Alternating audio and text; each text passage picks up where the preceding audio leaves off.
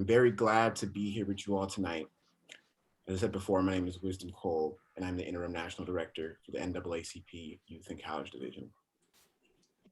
You know, we really wanted to hold this space tonight, and actually a couple hours before the trial had completed, we were actually thinking about postponing it because we knew that if we didn't get a guilty verdict tonight, that our young people would be in the streets, our young people would be protesting, and that you as advisors would have to be there to support them and to be there for them in this period of time. I'm really glad that we didn't have to cancel it, but we still wanted to have this space, this time to honor the feelings that are going on, to honor everything that's happening in our world, how this has impacted us as Black people, as people of color, and what this means for the movement. And so, Russell, if you can go to the next slide. One of the questions that we are thinking about in this moment is that even though in this case, he was deemed guilty, as Black people, Bluetooth connected. we are still not considered safe. We don't have safety anywhere. And so as advisors here in this moment in time, I want to ask you, what does safety look like for our young people? And I'd like you to drop it in the chat. And I'm going to call on two people to be able to share out if they're available. And so if you'd like to share out, feel free to raise your hand. But in the chat, just take a moment to think about, what does safety look like for our young people? In this period in time, we have a lot of opportunity to really dictate what that looks like. And we recognize that safety isn't a uniform term for everybody in America. And so with the roles that we have, guiding young people, training young people, educating young people, getting them into the movement, we want to make sure we are creating safe spaces for them. We want to make sure that we are advocating for safe spaces. And so we want to take this time just for a moment to see, for you as advisors, to let us know, what does safety look like for our young people? Take a moment, feel free to drop it in the chat.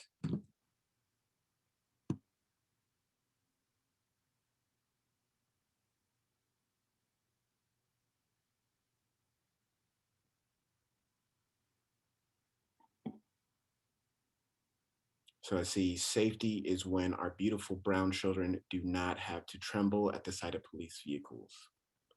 No fear. We got about 66 advisors here. Let's keep them coming. Standing together in solidarity. Safety looks like people of color not having to conform to the politics of respectability forced upon us by society. The freedom to be.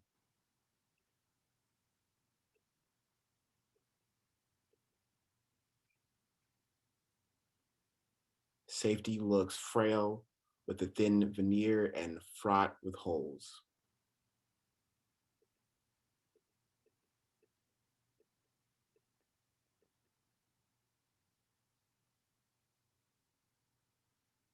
Standing together in solidarity. Safety is being able to be Black, proud, and not having to be afraid of when you see police or those authorities. Safety is not having to be afraid of those who were sworn to protect us. The ability to think about something other than their safety. Black people in Black run spaces made for Black people. Everyone being treated fairly and justly like human beings. Safety for young people is feeling free to speak when. And I'd actually like to call, I saw Candace, you put another thing in the chat. Candace, would you like to come off of mute real quickly and share what safety means to you?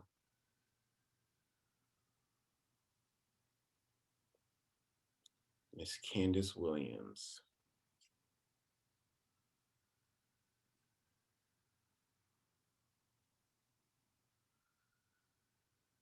If not, I do invite folks to come off of mute to share what they placed in the chat. Greetings, Mr. Wisdom. My name is Dr. Carla, And I think the importance of allowing our children to be comfortable about the people that we pay with our tax dollars to serve and protect us must remain a critical aspect of focus. So today is a victory for Mr. George Floyd and his family, yet we cannot be complacent and we must continue in our quest for justice. Shay, would anybody else like to share what safety for our young people looks like? Child for age group activity. That is up $1 from last program year. We are planning for. Anybody else would like to share?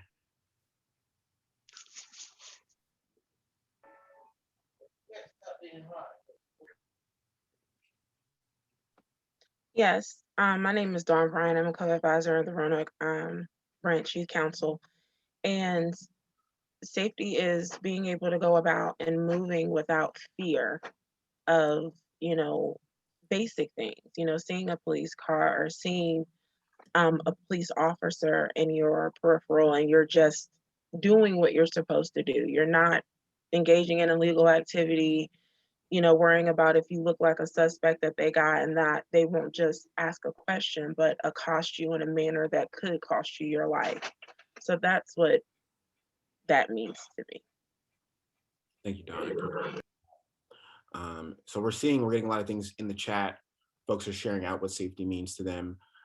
In this period in time, it's really, really important for us to think about how we are creating a more safe environment, a more safe world for our young people, recognizing that this is only the beginning. There's still so much work to be done. There's still so much that is needed to change the system to make sure that our young people feel protected, feel empowered, feel emboldened to do what's right for our people, for our society, so that we can live in a healthy society that allows us to grow up, right? The real justice today would have been if George Floyd was still alive.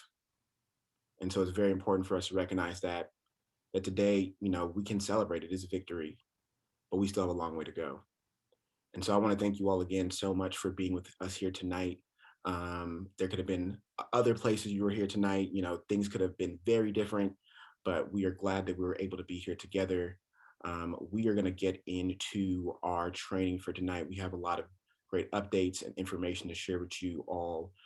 We may have a special guest drop in with us. Our VP of campaigns, Dominic Whitehead, actually may join us to talk a little bit more about some of the ways we can continue to advocate and to do some work. But if you can go to the next slide, Russell, one way that you can start right now is that we are going to be advocating for more and more police reform. So recognizing that even though this is a victory, this is also an opportunity to continue doing work, to continue turning action into advocacy, and making sure that we are pushing for stronger police reform across the nation. We recognize that qualified immunity is something that protects government officials from lawsuits seeking monetary damages. We need to collect more data about police encounters and making sure we are providing a transparency and safety to the community. And so we are inviting you to sign this petition, to share this with your young people. Dom, if you can drop the link in the chat right now so folks can sign the petition and share it with their units. This is going to be something that is going to be very helpful for the NAACP in our advocacy work and making sure that we are not just resting on this victory, but we are continuing to perpetuate and move forward and making sure that we are advocating for a better and just society. And so the link has been placed in the chat. Thank you so much, Derek, for that. Feel free to click the link. Feel free to share that on social media. Every signature is going to be important. It's going to allow us to move forward to having a better society, making sure that we are advocating and making sure that we are keeping police accountable because we need accountability. And that's what we saw today. Next slide. All righty, so we are ready to get started with our quarterly meeting. Like I said before, my name is Wisdom Cole, and I am actually your newly announced Interim National Director for the Youth and College Division. Many of you knew me as the National Organizing Manager. Many of you probably got random phone calls from me from different campaigns. And so I'm very, very excited to continue working with you all in this role and making sure that our young people have power, positioning, and the ability to actually interact with policy to create real change in society. Tonight's advisor quarterly meeting is going to cover a plethora of things. If you can go to the next slide, Russ. We just went over our welcome and greeting. We are going to do a brief advisor training. We're going to talk about membership and compliance. We're going to talk about some campaigns and some opportunities for people to get engaged with what's happening in the youth and college advocacy world. We're going to go over some announcements. There's a lot of things coming up this summer. We want to make sure that people are getting involved. We recognize that people are getting vaccinated. Things are going back to quote unquote normal. I don't think everything will be normal completely again, but we are going to be seeing people go back outside, go back to school. And so we want to make sure that you know everything that's coming up this year in terms of events. We want to make sure that people are plugged into campaigns and have the training necessary to get victories. And then last but not least, we will end with question and answer. So I will turn it over to our national field organizer, Russell Boyd. Awesome. Thank you so much, Wisdom. And thank you all for being here this evening. As Wisdom mentioned, there's just so much going on now. This moment is very heavy for many of us. So I appreciate each of you all's capacity for just being here, for being present, for supporting our young people, and also just for showing up for yourselves and for Black people, both here in America and globally as well. I appreciate your energy and your leadership. So I definitely wanted to start on that note. But welcome to our advisor quarterly, our advisor training. My name is Russell Boyd II, and I am one of your national field organizers for the Youth and College Division. It's a pleasure to be speaking before you this evening, providing some more information about the role of a youth and college advisor, providing some more context of the role if you're a newly elected advisor. I know we just had elections with many of our units.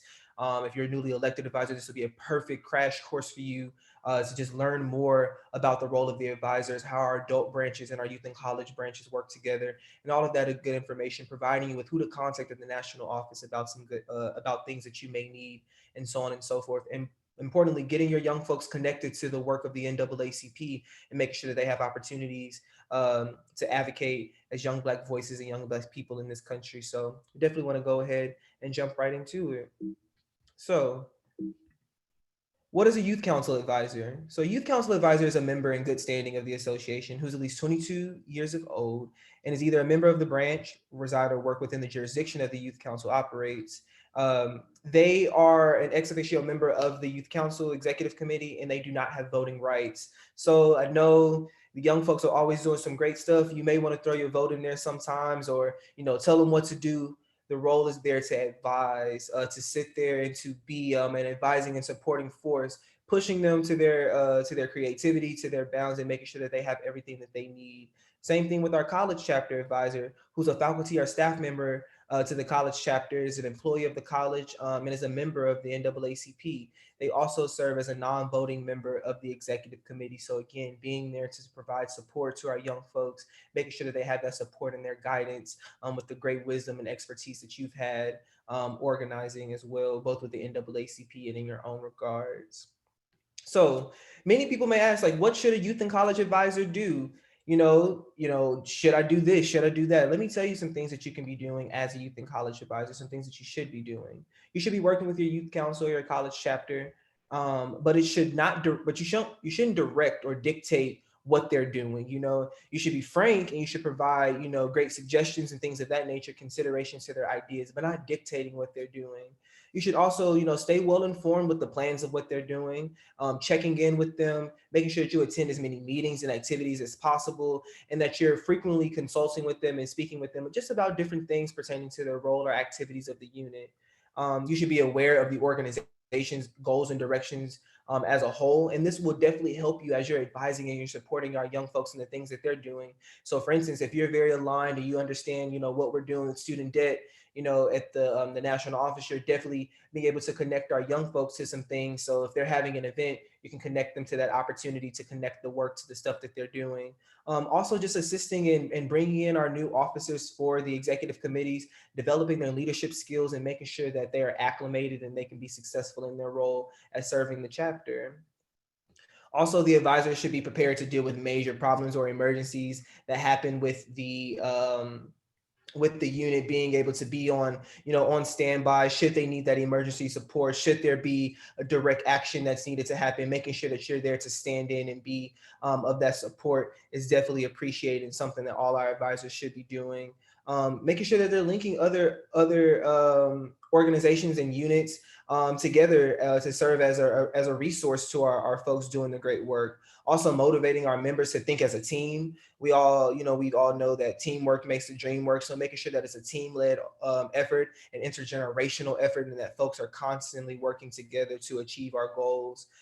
Conducting outreach to the community, using your contacts and your reach to be able to increase membership and involve the community in the great things that your youth council or your college chapter is doing. And also preparing our young leaders to improve people's lives and to work in public service and to speak well and to have organizational skills and really be a part of history and really be learn and grow as an organizer, as an advocate, and as a leader, using NAACP as a vehicle to do so. And then also identifying and nourishing the talents of our young folks. Our young folks are so talented. They know how to do so many incredible things. So making sure that, we nourish those things and we provide them with that guidance and that support and that mentorship that they can definitely use to evolve and continue to be better in their roles and as they expand outside of the NAACP as well. So with that, we oftentimes hear about the relationship between the adult branch and the youth and college chapters.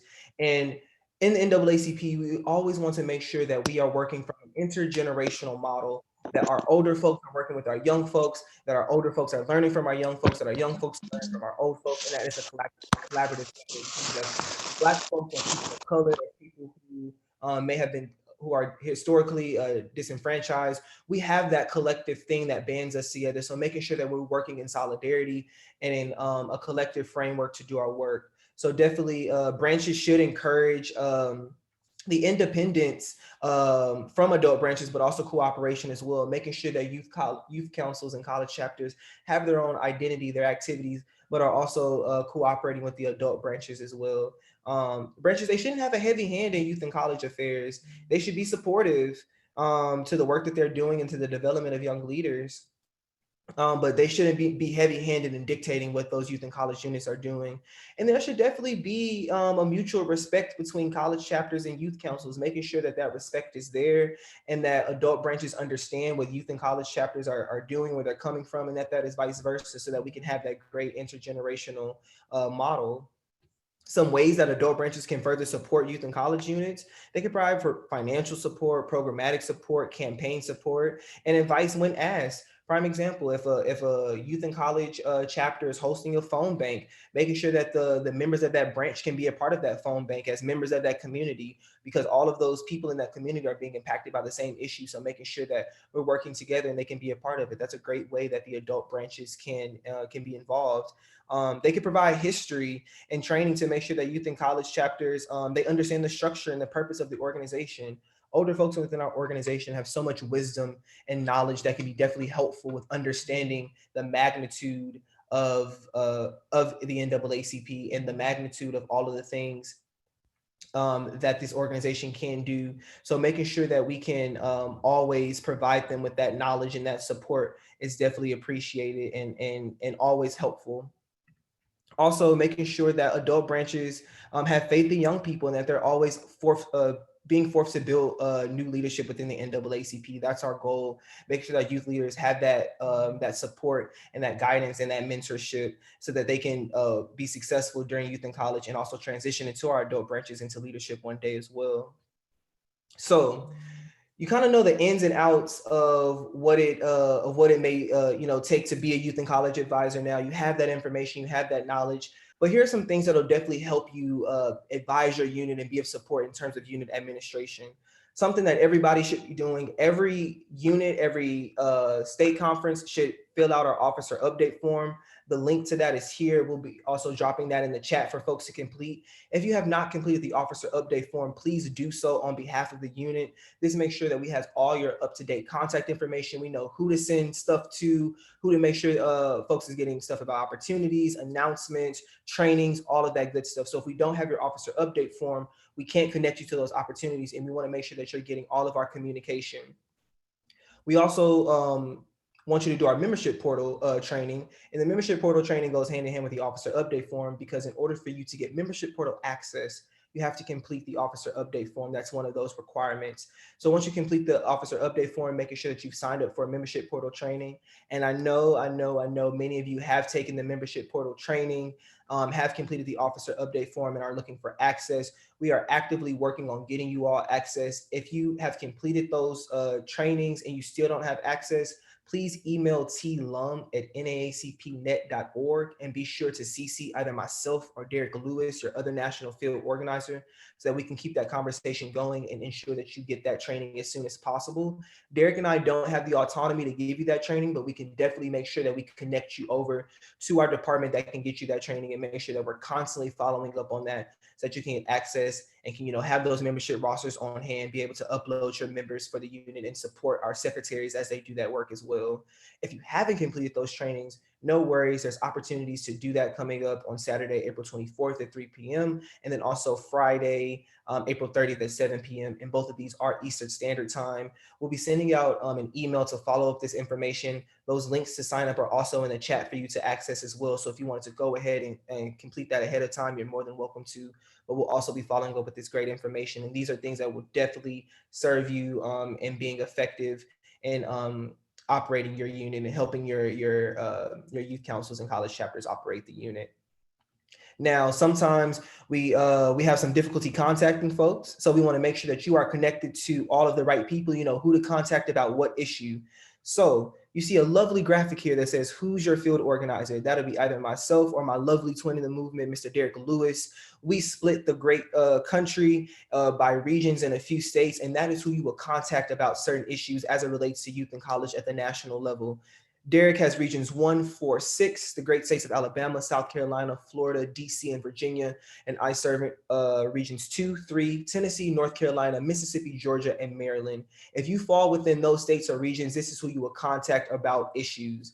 Now, if you have particular issues about compliance in field, you'll contact Ms. Carmen Watkins. You can CC either myself or Derek on that correspondence to ensure that we can see that and can provide support if need be, or to follow up if you have a lack of communication. Same thing with charter reactivation, which you'll contact Mr. Quincy Bates. With membership, you can email the membership department or Ms. Dawn Chambers, who has been great and incredible in getting back about membership issues such as batches, such as membership cards, all of that good stuff. Again, CCing either myself or Derek so that we can be on that correspondence and can provide additional backup support. If you have anything about finances, the annual financial report, EIN numbers, things of that nature, Mr. Nazar Scott is your point of contact for that. And then if you have concerns about the membership portal, as I mentioned earlier, emailing Mr. Tim Lum, and again, CCing either myself or Mr. Derek Lewis on those correspondence so that we can follow up and be of that additional background support to you, and can make sure that we get those issues resolved as soon as possible. Again, I know many of you have reached out about different concerns about things from membership portal to charter reactivation and things of that nature. We are actively working on getting you connected to the right people so that we can get those issues resolved as soon as possible. And again, and as always, we appreciate y'all's patience as y'all work with us and continue to support us as we transition as an organization and we grow and we improve. So I will stop talking. I know that was a lot of information, but we're going to give you some more information, but it's going to be some great information that I'm sure a lot of you are burning to hear. And that is about our compliance and some great updates about some membership opportunities that we have. So without further ado, I will turn it over to my great brother, Mr. Derek Lewis. Appreciate you, Russell. Good evening, advisors. I'm glad I get to see you all. This is our first meeting of the year. Like, this is good. If you all could please join me, if you can just, come off of your camera, I would appreciate that. Look, listen, I haven't seen y'all all year and y'all want to come to me with your camera off. I'm from the South, Lamarck to be specific, Lamarck, Texas. Miss Sue Johnson, Galveston Youth Council. How are you? I'm glad that everybody's here. Thank you for joining me. I just have a few updates. And I'd love for me to give this first update with us looking at each other. So the first one is that for everyone who has joined the training tonight, who identifies as an advisor, you all will receive a free annual membership. All right. What period? You know what I'm saying? Right. We got y'all. But that's just a huge thank you and appreciation to the work that you do. We know that 2020 has been long and tough. And y'all been in our emails long and tough too. But we know that comes from a good place to where you guys have been advocates for youth and continue to make way for our youth. So for the work that you have done, everybody on this call tonight will receive in our follow-up email, will receive a link, which will be bit.ly/, which is freedom fighting. Please fill out that link within the next 48 hours so we can get your membership process. And also you can get your membership cards too. So please fill that out, and that'll be sent out via email. Also, compliance is in, right? Compliance is in.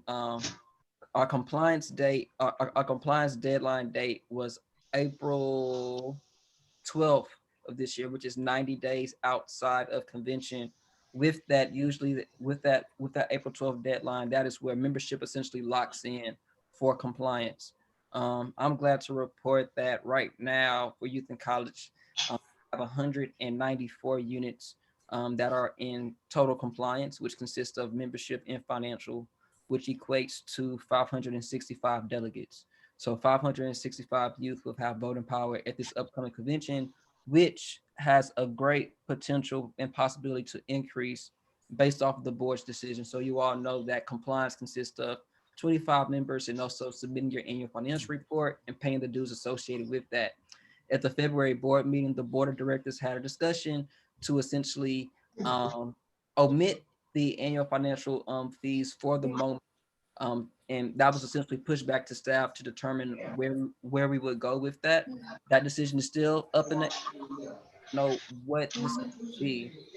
I don't know what the decision will be, but at the May board meeting on May 15th, that's where we'll have an update. If fees are omitted, we want to make sure that if you have not submitted your annual financial report, that you still submit that so that you can still get that counted for.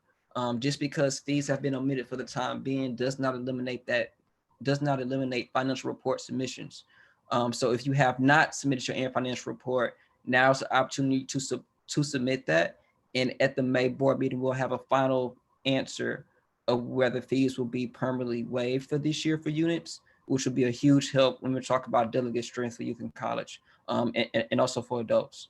But again, 194 units that are in compliance, which equates to 565 delegates. So thank you all for the work. I know that we have more units, and I will hope that we'll come back before convention for our convention call to let you know that our delegates have increased.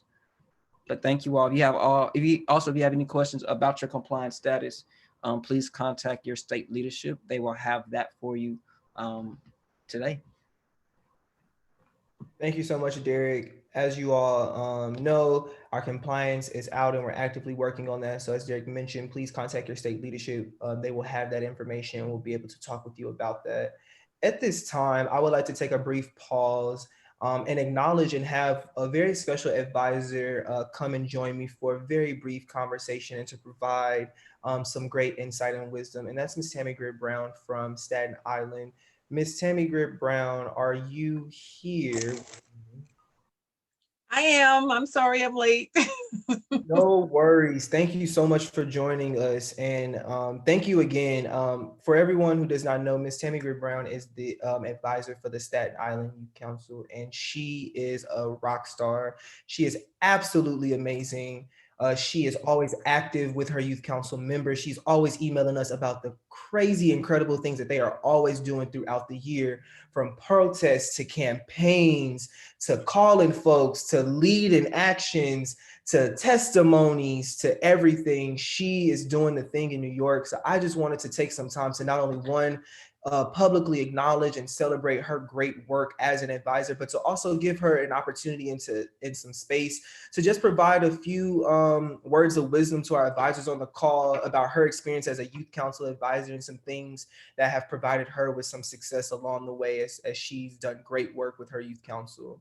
Miss Tammy Greer Brown, it is your floor. Thank you. I'm so honored. Thank you so much. I'm sorry I'm late. I'm sorry you can't see my face, but I had another event going on with the youth council and I had to leave that space open because we had someone come in to talk about investing from the ages of 5 to 25. And it went over because we had adults on there as well as youth.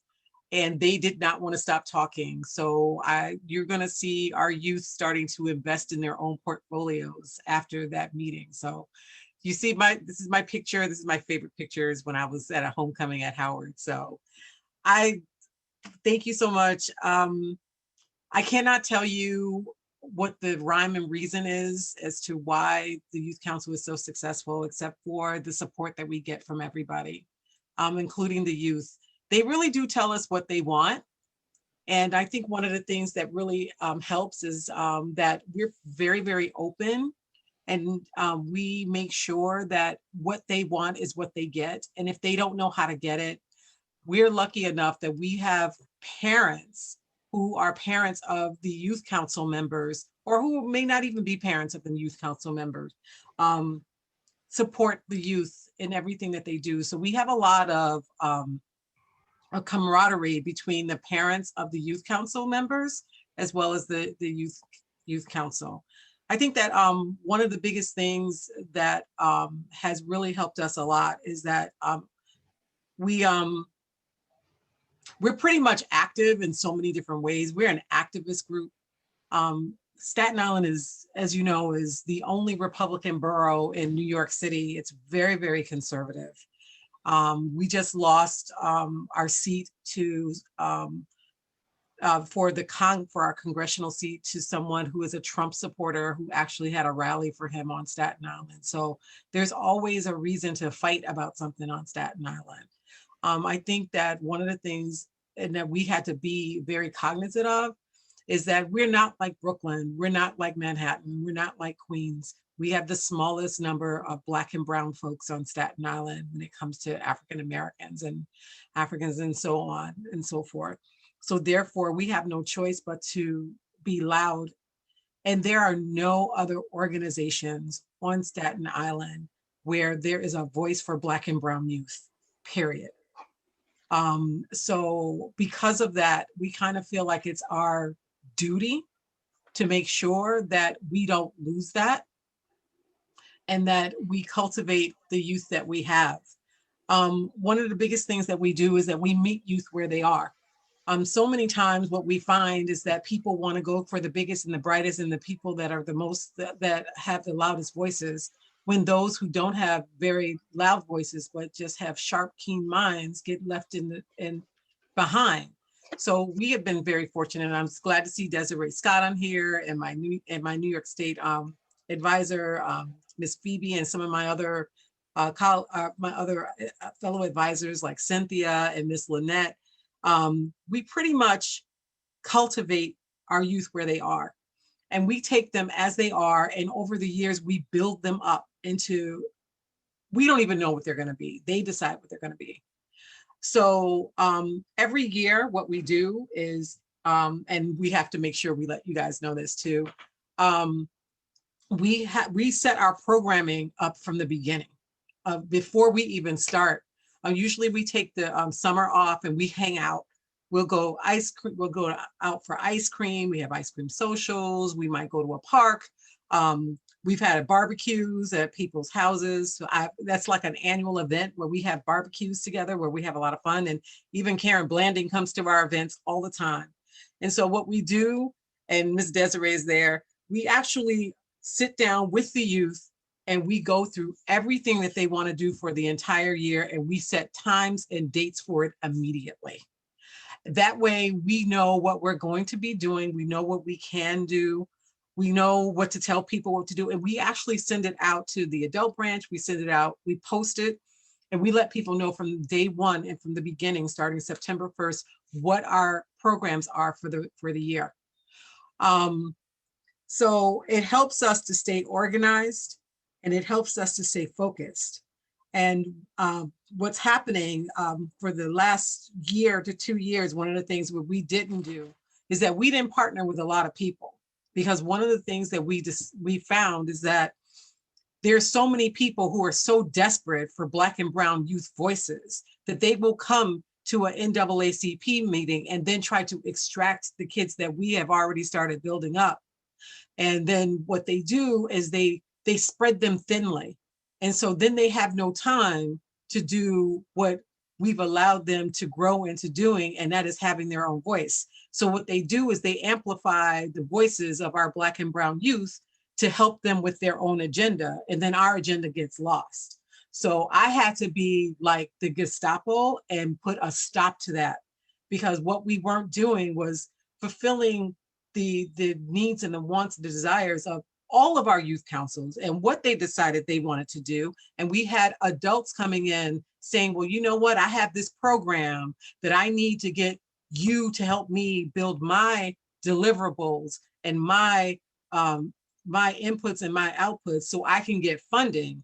Yet we are still struggling to do whatever we want, whatever we can do to get where we got to go. So last 2 years, we kind of just nipped that in the bud, and we just focused on specifically youth. And our programming really comes, and so from that, we decided to partner with people who shared our vision and who weren't afraid to be bold and different and go against the grain when everybody else was trying to get along. We realized we didn't have to get along because we were the NAACP. We were born to be agitators. And when I tell you, these kids do not play, they are agitators. So in the last year, we have done things from a candidates forum. We're actually doing one again in June. This time we're partnering with other youth groups who are now starting to feel, who are joining us on the streets, trying to get people to vote, registering people to vote. We have done the Black College Fair, which is the 3rd largest HBCU fair. We're in partnership with Staten Island HBCU Experience. And if you know anything about New York City, the biggest Black college fair is through the Urban League. And we're the 3rd largest Black college fair, and we have the least amount of Black people in all the boroughs. So we get people from all 5 boroughs to come, as well as from New Jersey. We've gotten so far where we did an online virtual thing, and I wish you guys should have been there. We had people from 7 different countries join us for that virtual fair, and we didn't know what we were doing. So the parents really do allow the kids to fly. We are the wings beneath we are the wind beneath their wings. So when you have that type of support from your parents and your adults, youth know that they can do whatever they want, they can say whatever they want, and they know that somebody always has their back. So one of the biggest things that the youth really talk about, and it's very, very important, is the interaction between police and youth, Black youth on Staten Island. So we've had a series of workshops that specifically deal with that. And we haven't invited the NYPD to come, not yet, but we are going to. And one of the reasons we didn't is because we find that our youth are not as open and transparent when we have law enforcement at the table with us talking about these issues. So we wanted them to be comfortable, to be able to feel not just comfort in terms of saying what they feel, because they feel very comfortable in front of me and Ms. Desiree and Taj, but we wanted them to feel comfortable outside of us. We've built them up to a point where now they are very, very comfortable in saying what they feel and meaning what they say when it comes to anything like that, when police interaction. So now we are at a point where we know that we can put them in front of law enforcement, and they will still be able to hold their own with us supporting them, but with their own voices being at the table. So we're looking forward to that time period where we're going to actually sit down, and we're going to be probably partnering with Moms of Black Boys United, because a lot of our mothers, parents who are part of the NAACP Youth Council are also part of Moms of Black Boys United. So the fact that we have all males who are our executive board right now speaks volumes about the power of the Black male voice on Staten Island, because that has really been missing a lot. Last year, and I thank Russell for helping us with this, because we did something that we have never done before. We actually did a protest where we walked we walked from the South Shore to the North Shore, and we traced the Underground Railroad on Staten Island. And it was, I think it was like 13 and a half miles, where we actually walked from the South Shore, which is predominantly white, to the North Shore, which was more of a mixed area, where when the slaves came in from the South to go up to what is it? Oh, to Canada, they had to stop in Staten Island. And when they stopped in Staten Island, there were safe houses along the way. So the youth, with our president Elijah Scott, walked that entire route, where we were in the car making sure there was food, there was water. The whole community came behind them, and we partnered with 2 other organizations. So that was an eye opener for them, and it just gave them more confidence. So we just now, just like I said, I was a little late. We just did a workshop on how to invest at 5 years old, from 5 to 25, with $5. And one of the sisters that we had that actually did the workshop is somebody that grew up on Staten Island, who's a sister who went to a Black college, who came back and did this for free for us. So we use our resources and we use our connections to really support the youth.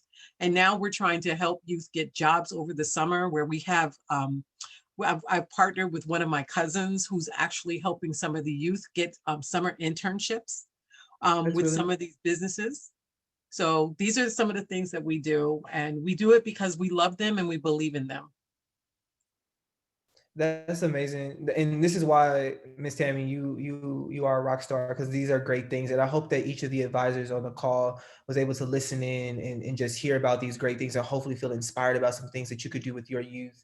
And I'm sure that Ms. Tammy is more than happy to walk you through it, or to be a support to you as well, as you bring some of these great ideas to your own youth and college chapter. So Ms. Tammy, thank you for joining us. Thank you for everything that you do. And I look forward to continue working with you over, the next few months and years as we continue to do this work. So thank you.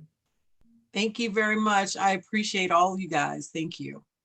Of course. And also Desiree is on here. Just say hello. She's my right hand when it comes to the parents. I asked her to join us today. I'm here. You're great, Tammy. You're great. So I'm glad to be here. Thank you all so much. Thank you. We will go ahead and continue on with our agenda for the evening. We're going to get into one of my favorite things to talk about, which is some of our campaigns. So in the chat, if you will, if you could just drop in, has any of your units worked on any of our national campaigns, student debt, civic engagement, policing on campus? Have any of your units worked on those? We'd love to hear about it.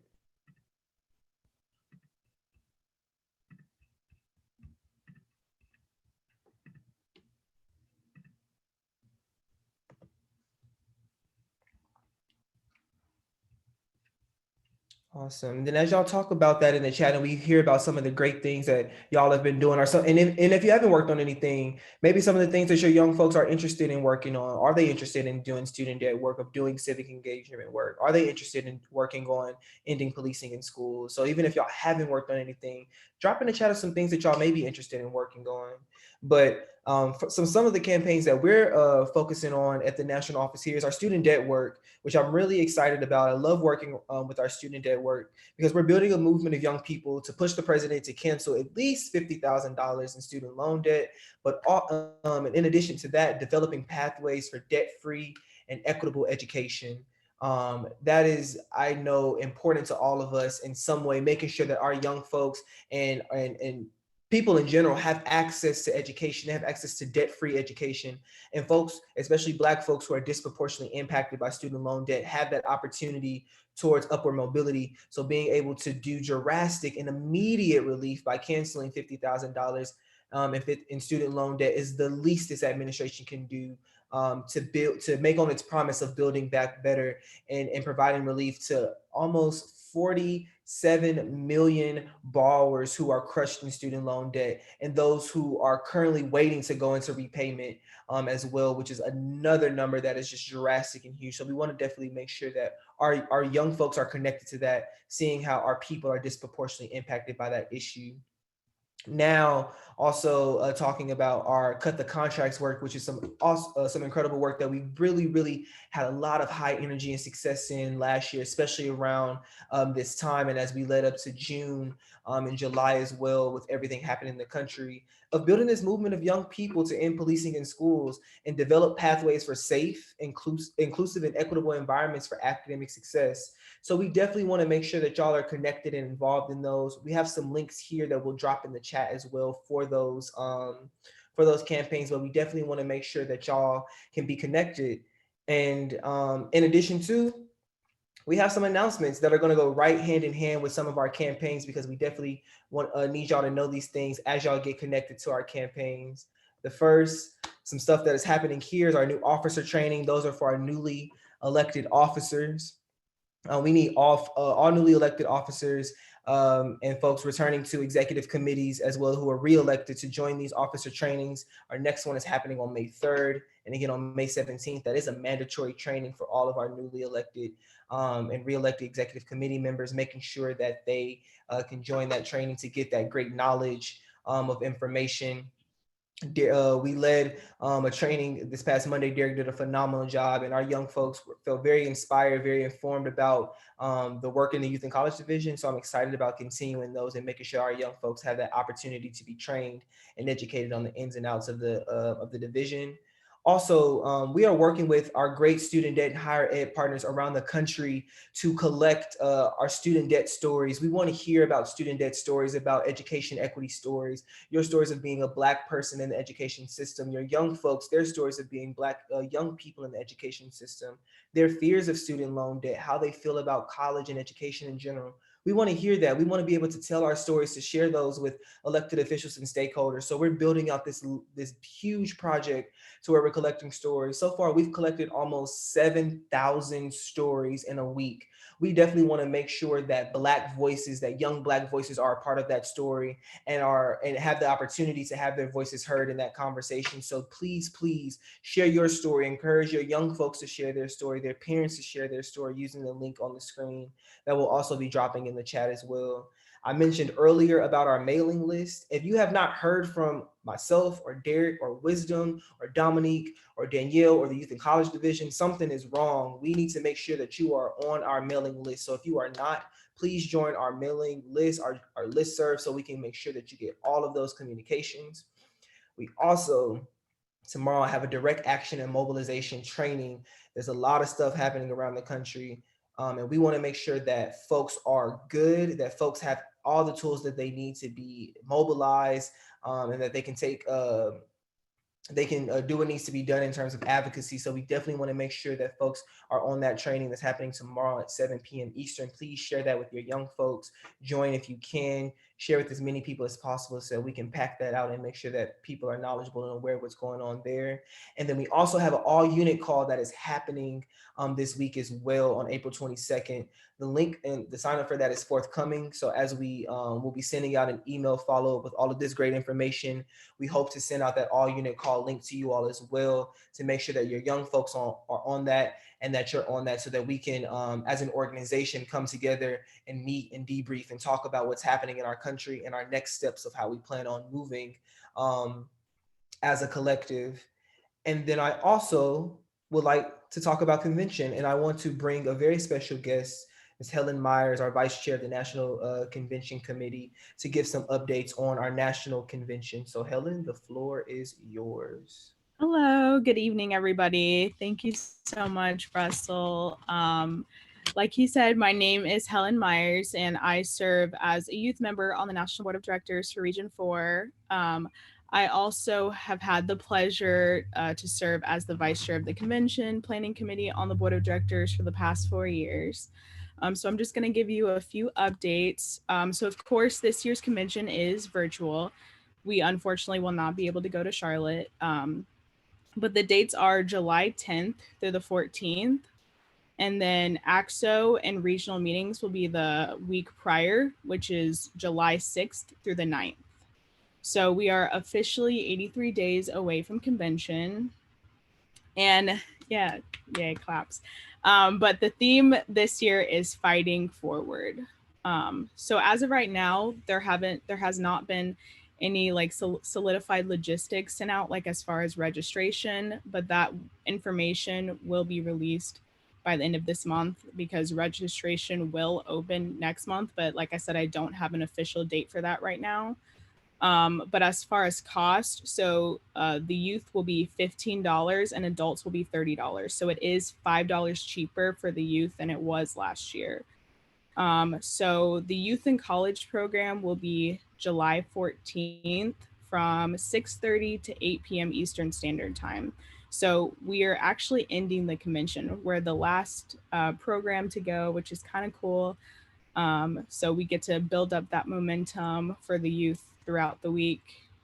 So the current plan for the program will have a keynote speaker, a dance performance, as well as a panel discussion. And this year, the goal is to really make convention more engaging and personal. Last year, I received a lot of feedback that convention wasn't as engaging as folks would have liked it to be. So that's definitely a focus for this year.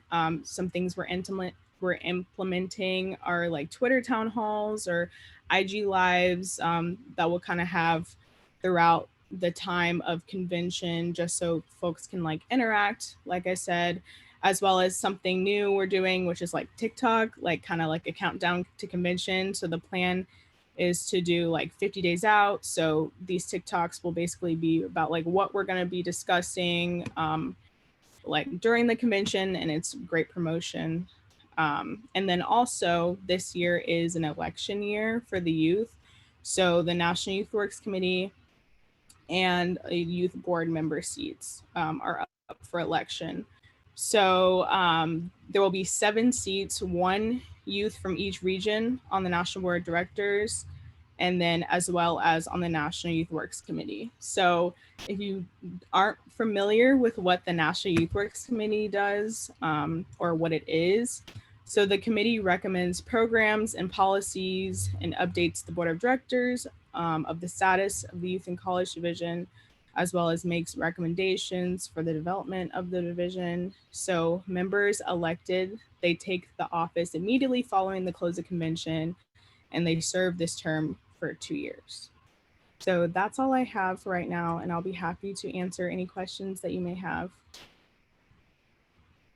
Awesome. Thank you so much, Helen. And we'll definitely make sure that you're here and people can ask any questions that they may have for you, because we're about to move into our question and answer. So we definitely want to use our last few minutes here on the call to answer any questions or concerns that you all may have. Again, thank you all for joining us this evening. We're so appreciative to have you. And we will be sending out this information in this slide deck to you all so that you will have this information. So yes, if you do have a question, please feel free to raise your hand and we can acknowledge you and make sure we get your question answered this evening.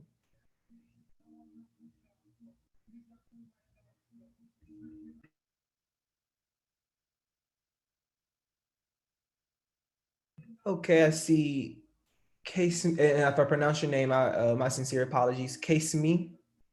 It's Kasimi. Kasimi. Yes, sir. Thank you for providing me this platform. Quick question. There's been talks about this administration actually lowering the 50K student debt to 10K, as it may or may not be passed through both houses of Congress. So how can we as a organization hold this administration accountable for their promise that they initially made?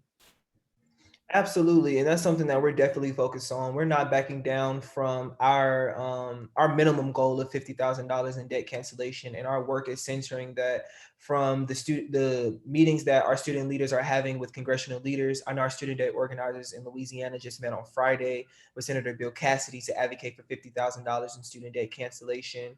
Our student leaders are learning how to proposed city council resolutions calling on the city that they reside in to call on the president to cancel in $50,000 in student debt cancellation.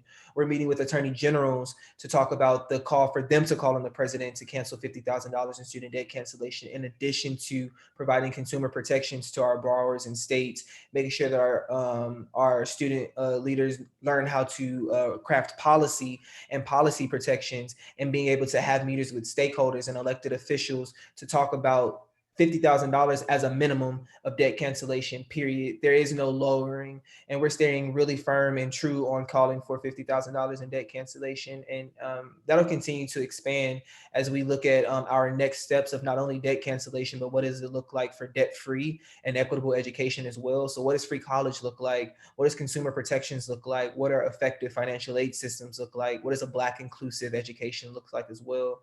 So we're standing firm and true on that. And we definitely encourage like all of our units to join our student debt work and to provide us with insight about different points that we want to include in our campaigns as we build and grow out the work that we're doing. Thank you. Of course. Phoebe. Yes, hello, everyone. My name is Phoebe Urban. I'm the advisor for the Lakeview branch out of Long Island and the state advisor for New York City. And once again, I'd like to say congratulations to Staten Island, Tammy. She's doing an awesome job out there. What makes it easier for me with my youth council as far as getting advisors is getting their parents involved. Because my youth president, Mr. BJ, he is 14 years old and he's been the president since he was 12. He runs it. And as an advisor, we have to understand they get trained and we just have to step back and let them do it. And by BJ being the president, both his parents are my advisor. It makes my job easier because they know what he's doing. They know why he's doing. They know about the game changes. So when we have to go out, step out and do something for our states, they don't mind because they understand what we're doing. So I believe that we need to get those parents involved with their children in NAACP and in the youth council and make them advisors so they can truly understand themselves. Because Mr. Russell, I definitely want to get your email address because as we speak for my youth from 3rd grade to senior in college, we're having a police reform in Nassau County, New York. In Nassau County, we're having some issues and some problems there. So Phi Zeta, they stated that they want some youth because the police, the public don't want it. They don't want to hear from the youth because, you know, a young child will tell the truth. They so used to us speaking out on certain things like that. But hearing the truth from a child, they don't want to hear that. So I definitely want to get your email address so I can have you to come on. Like I said, I have a 3rd grader, a sophomore, 8th grader, and a senior in college who's going to be speaking out on police reform. Awesome. Thank you so much. And I just dropped my email in the chat. So definitely do shoot me an email. Definitely want to get connected with that and hear about the great things that the young folks are doing and definitely supporting them through that. Again, we will be continuing our Ending Police in Schools campaign, which is definitely something that our young folks can join and definitely expand out in New York as well. So we definitely want to get them connected to that. So we appreciate the work and support that you're doing. And I agree with Ms. Tammy and the other advisors as well. Kelly, I see you here too, saying that parent involvement is key. So definitely making sure that the parents are involved, you know, that we're communicating with the parents and, you know, that they have a sense of stake and buy into the work as well. And just also as we meet the youth where they are, also meet the parents where they are as well and understanding the type of needs that they need in order to support the youth as they do the work in the youth council. So Ms. Phoebe, I definitely look forward to connecting with you offline in the next few days so that we can get going on that very soon. Lynette. Hello, thank you so much for having this. I'm glad to see so many New York City people in the house. I just wanted to ask, do you have any language or any letters that the youth can to support the ending police in schools, as well as the campaign for the debt relief, so that, you know, maybe, is there a writing campaign or something that has the language so it could be consistent to what we're saying to the elected officials? And Absolutely. congratulations, Wisdom. Absolutely, Thank you. absolutely. So yes, we have universal language that we use as, you know, so like, let's just say if our folks in New York want to meet with you know, Senator Chuck Schumer to discuss student debt, we'll work with them to make sure that not only they have the language to draft a meeting request to him, but the script of the conversation that they'll have with them verbatim, putting together a press release. There's also opportunities for our young folks to write op-eds as well, to give their own opinion and to give their own perspective about student debt. And we have a guide and an outline that we can provide and coach them through so that they can know the different points of writing an op-ed as it relates to student debt and education equity. So again, I'll drop my email in the chat. Again, you can also have folks fill out that student debt link that we're sharing in the chat, and we'll also share via email. And that's where they can get that language and get connected to those different opportunities to do student debt work. Same thing with our ending police in schools, with our cut the contract. That link there will provide you with the toolkit that we actually have that provides language. It provides everything that you just asked for as it relates to policing in schools, and will definitely be a direct connection to how folks can get involved with building some of those campaigns in their youth councils and on their college campuses. And Wisdom just shared the link to both of those in the chat there. So definitely connect to those if you can. And we'll definitely be sending this out via email as well. Thank you all for those great questions. No, we appreciate that. And again, all of this information will be shared with you. And we definitely look forward to connecting with each of you in some shape, form, or fashion to connect you to the work and campaigns. And then I also want to turn it over to my good brother, Mr. Derek Lewis, for an announcement as well, and to provide a sense of clarity on our membership. Appreciate that, Russell. I'm back, y'all. Y'all thought y'all was done with me. Nope, you got me one more time. So I want to bring up a point of clarity to the membership. So I know that some advisors may already have a lifetime membership. Just to be courteous, that you won't be able to apply it, of course, your membership already paid for. So only if you have an annual membership, we'll be able to add in and also incentivize you with that. So just as an FYI, remember that. And also just continue to be great, y'all. I'm really glad that we have 103 advisors on here. I know that we're staying consistent with our engagement with the advisors, but definitely with our next go around, we'll make sure that we at least get us 200 after convention, after the elections, everything like that. So if you know of an advisor who's not on this call, let them know that we bring the good news to you all on this call, and maybe we'll have our next call, I believe in August, if I'm not wrong, with some right in August, right after convention, we'll have our call right before the school year starts. So August is when we expect our next call, and looking for more advisors to join. But thank you all. And I'll kick it to our national director, Mr. Wisdom Cole. Thank you, Derek.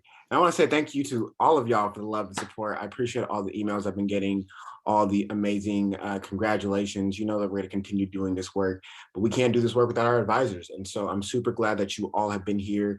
I love the consistency. Like Derek said, we're going to keep amplifying and keep getting more advisors in. Please, as we have more advisor trainings, please share with other advisors in your state, in your city, people who are interested in becoming advisors. This is also a great opportunity for them to learn exactly what it takes to be an advisor, because we all know it's no easy task, but we are so grateful to have you all taking care of our young people, making sure young people are getting involved with these campaigns and doing all the great work. Really quickly, before we end tonight, I just want to let folks know that the all units call that is on Thursday just came up today. And so this was really in the wake of the Derek Chauvin trial case and really the verdict coming out today. And so we want to make sure that people have the best tactics, tools, training necessary to address everything that may come out from this case. This last weekend, I spent it in Minneapolis, actually with the Minneapolis NAACP, and it was great to actually see the work that they were doing on the ground to keep police accountable.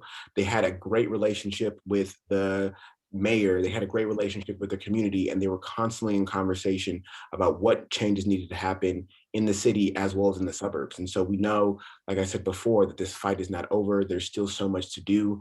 I'm going to put the police reform petition in the chat again. I definitely urge you to sign that, to share that, make sure everybody has access to that, because we're going to turn all the action that has been happening all summer into advocacy work, because we know the work doesn't stop here, that it must continue, that we must finish out this marathon, and we will finish out this marathon together with us all. And so I want to thank you all again for being here with us on our advisor training.